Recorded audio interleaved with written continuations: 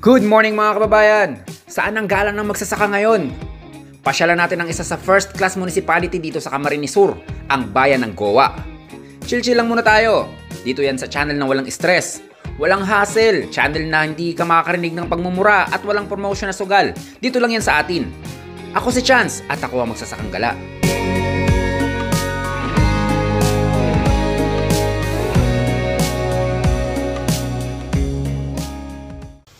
Good afternoon, everyone. Nox.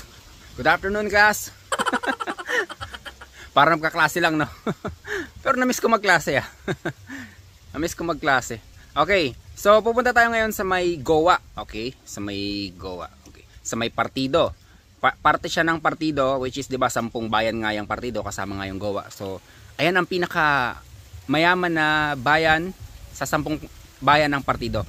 Sa tingin ko, hindi ko sure, baka mamaya mas mayaman, may mas ibang mayaman pa, pero I think Goa tingin ko malapit-lapit na rin maging city yan Abangan nyo ako mga taga Goa, mamimigay ako maraming sticker.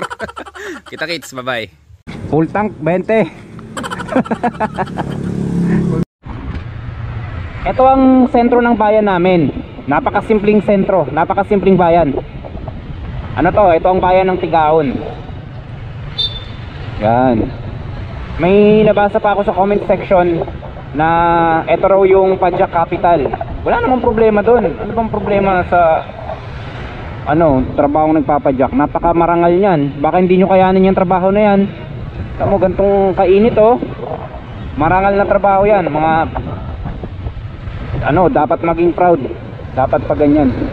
Magkakaroon din tayo ng exclusive vlog, exclusive video coming soon tungkol dito sa Tigaon, tungkol dito sa bayan namin. Yan, papakita ko lahat sa inyo yan, pati ang mga tourist spot dito. Hindi nyo aakalain na ang gantong simpleng bayan may tinatagong matitinding tourist spot. Bibiglain ko na lang kayo kapag okay na yung schedule natin, kasi nire-reserve ko tong Tigaon talaga para sa pagbablog ngayon. So aantay-antay lang tayo. Ayan na, malapit na tayo. Yung arko na yan, pag-Goa na yan.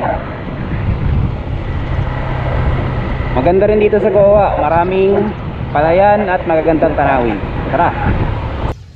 Okay, touchdown tayo dito sa may simbahan ng Goa. Unahin natin to. Itong nakikita nyo sa likuran natin. Yan, pupuntahan natin yan mamaya-maya. Pero sa ngayon, ikot ko muna kayo dito sa plaza nila. Ang munisipyo nila, nakahiwalay ang munisipyo nila. Pupuntahan din natin yon, and then yung subukan din natin puntahan yung public market nila. Okay dito mapayapa. And then dyan kami madalas mamili ng asawa ko. Kasama ko yung mga anak ko. Okay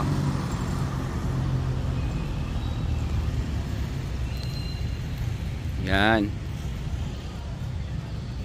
Madalas ko makita maraming estudyante dito na nagtatambay kasi nga mapresko, and then maganda yung tambayan, perfect spot.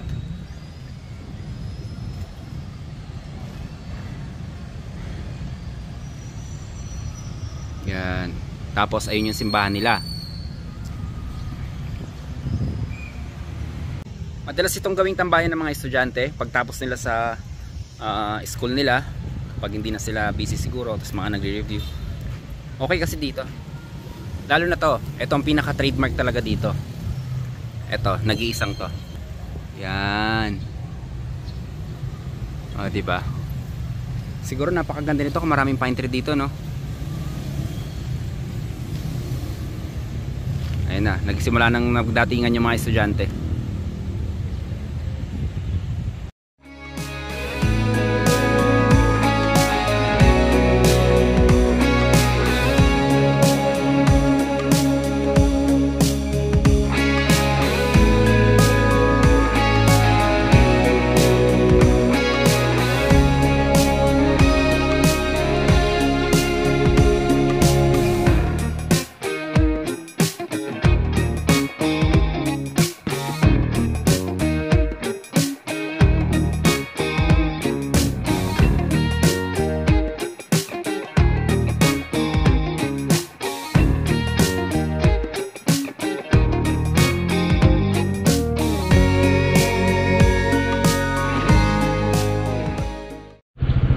Inayos muna ni ate yung kalabaw, makuliton daw. Makulit daw kasi yung kalabaw. Bago tayo tumawid.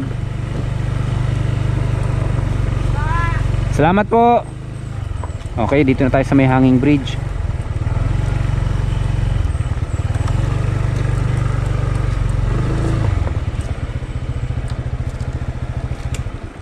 Park muna tayo dito.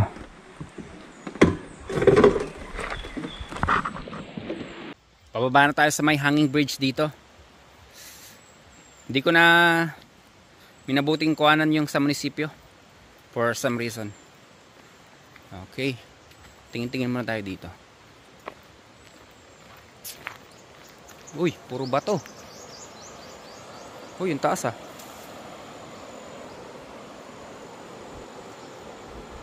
Batuhan.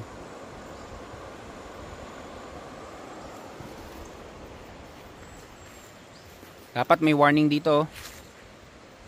Sabagay, pag di ka naman taga rito, ikaw lang mahuhulog dyan. Pag taga rito ka, alam na nila yan. Oh, nandito na tayo. So, tukad. Paki-translate naman kung anong ibig sabihin sa Tagalog ng tukad. Sa mga Bicolano dyan, paki-comment naman kung anong ibig sabihin ng tukad. Ito na tayo sa hanging bridge. Ah, okay. Yun oh, may naliligo oh. Oh, may naliligo pa pala dito. Oh, ayos ah. Kailan ba fiesta rito? Invite nyo nga ako. Makakain mo lang na ibang klaseng ano, ulam. Oh, ayos ah. Maalog din ah. Oh. Alog-alog din. Uy. I'm shaking, I'm shaking. May mga cottage dun oh. Siguro pinaparent din kung gusto mo maligo. Tapos meron din dito. Yan. Ayun. Ah, mukhang pang ano ng isda yun, pang trap ng isda. Puntahan natin yan. Hindi ko sure kung ano ang purpose nito. Etong mahabang kawayan na to. Siguro pang silo siguro ng isda to.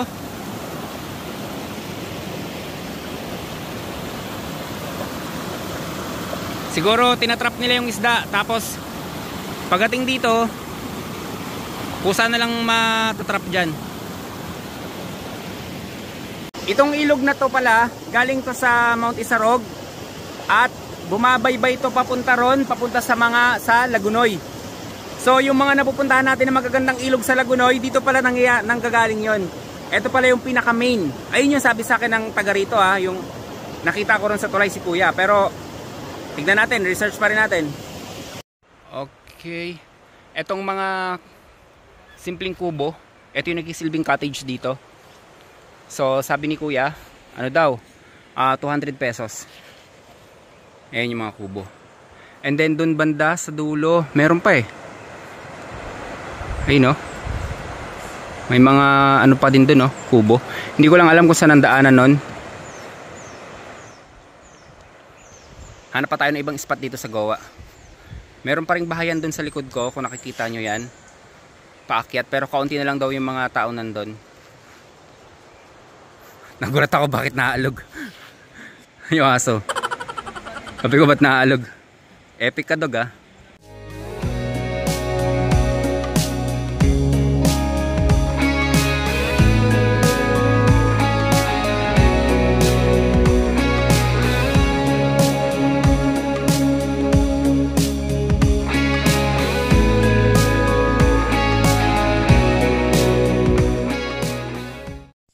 Okay, may mga bagong kaibigan na naman tayo rito.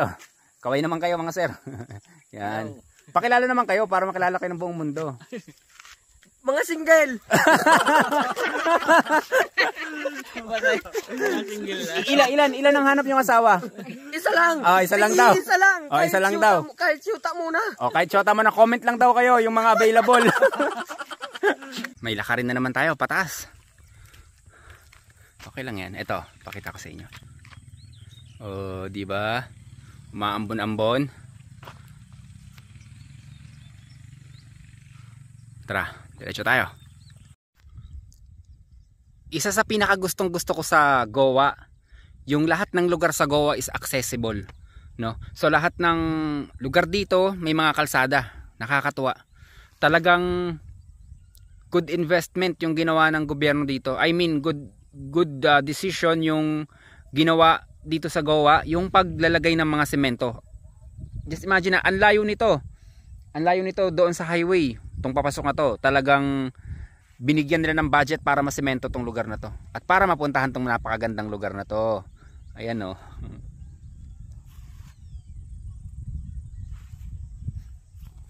Walang entrance. And then pinakamatindi niyan, yung mga damo diyan, merong taga-tapas, may nangangalaga, may taga-bantay. So pasahod ng government, ni Mayor. Magaling. Napakalawak ng bukuhan dito. So sigurado Kopra ang number 1 na hanap buhay sa lugar na to. Grabe oh, ang lawak. Dito pa tayo sa kabila. Tanaw na tanaw mo na din yung dagat doon banda. Yan, hindi medyo, talaga malayo na. Ayan. Napakaraming puno ng buko. Tas dito sa kabila meron pang isang hills. Pero hindi na natin mapupuntahan, syempre. Kung pupunta kayo dito, wala kayong aalalahanin. Kung matatambayan, meron dito. May kubo. Itapat nyo lang na hindi na ulan. Para sulit talaga yung pagpunta nyo. Okay dito, presko. Napakagandang tanawin. Kung mga bundok lang, ang daming bundok. Pasyal kayo dito. Wala naman ditong entrance. And then madali naman puntahan. Kung may motor ka, okay. Kung meron ka namang 4 wheels, okay lang din. Para mas marami kayo. Tsaka pansin ko sa lugar na to, wala akong nakikitang basura. Hindi ako na high blood. Hanggang dito lang ang video na ito. Sana na-enjoy nyo yung paggagala natin. Sana na-relax kayo. Sana lagi kayo nandiyan para sumuporta sa akin. Maraming salamat ulit sa inyong lahat. Ako si Chance at ako magsasakang gala.